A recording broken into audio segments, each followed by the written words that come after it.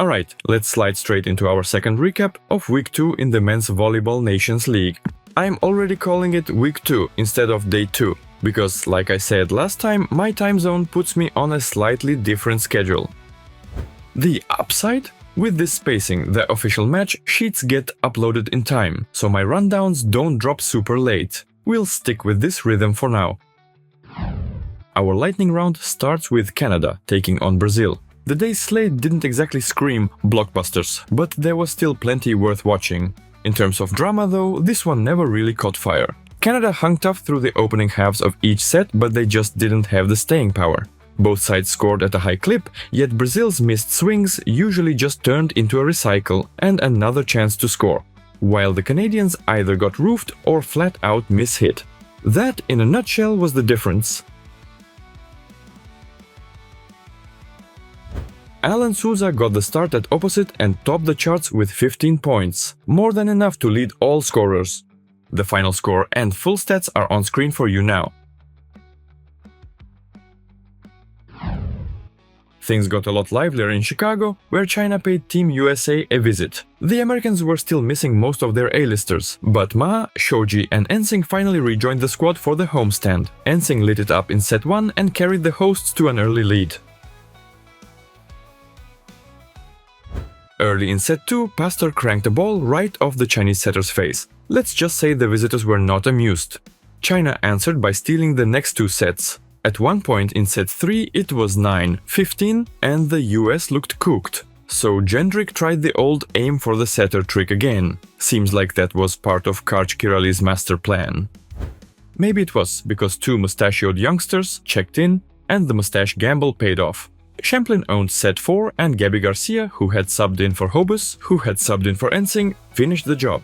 USA in 5. Side note, Eric Shoji went down early with what looked pretty nasty, but word is it's nothing serious and he might still play later in the Chicago leg. Top scorer Jordan Ewert, who played the full 5 and racked up 18 points. Everyone else's numbers are in the match report you're looking at. Now for the juiciest clash of the day. Last year's VNL finalists squaring off again, both running their B lineups. 2 of the best defensive teams on the planet treating us to long rallies and highlight real digs. Proof that you don't always need the full star power to get first-class volleyball.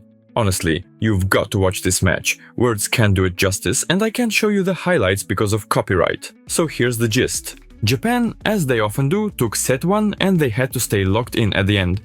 Remember that meltdown earlier in the tournament. This time they closed it out. Confidence boost? Not really. Andrea Gianni rolled with his usual rotation, dropping Antoine Brizard in whenever France needed extra stability. With Brizard running the show and Clevenot steering the offense, Les Bleus powered through sets 2 and 3. Thiele spent the whole night shuffling his outside hitters, but he finally hit the sweet spot. Otsuka and Yamazaki started ripping France's backcourt apart and dragged a match that looked dead in the water all the way to a 5th. Japan absolutely nailed the tiebreak. Can't say the same for Les Bleus. Their serve just melted down. Every bit of pressure they tried to apply turned into a free point. And yeah, just like I suspected, Miyayura keeps getting hotter as the tour rolls on. Fittingly, he shuts the door with an ace, not the prettiest ball ever, but it counts. Still, top gun on the night was Trevor Clevenot.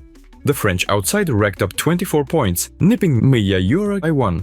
Everyone else's numbers are in the sheet right in front of you. Next up was Netherlands-Germany. No, it didn't have the hype of the previous showdown and honestly only about 300 people showed up, but it still delivered.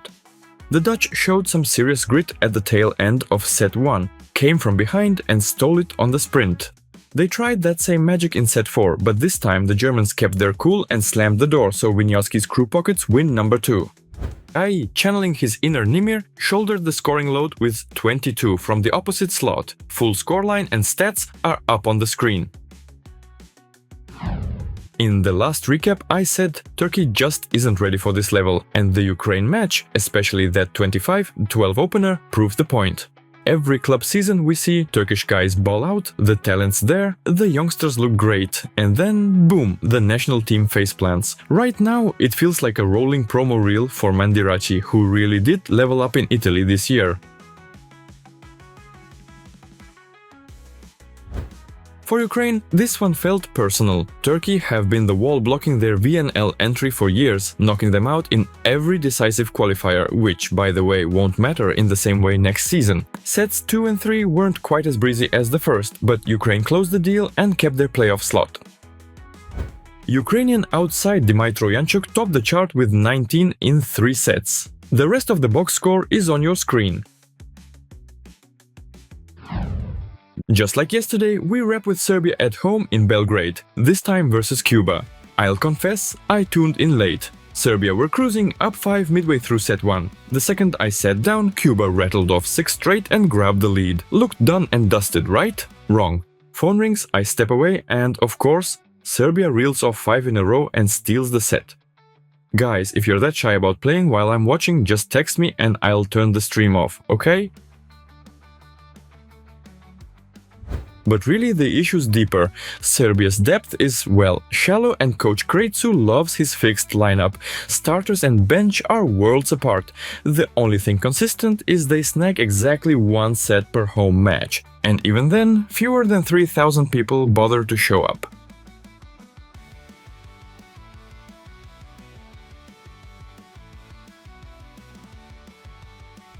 Predictably, Cuba woke up in set 2 and just steamrolled the rest. Their physical game is brutal, not many teams on the planet can outmuscle them, and definitely not this version of Serbia. 10 aces and 18 blocks later, Cuba chalks up win number 2 in as many days. Malonyant bounced back nicely from that off night against Germany, but Jose Masso pipped him at the tape with 19 to snag match MVP honors.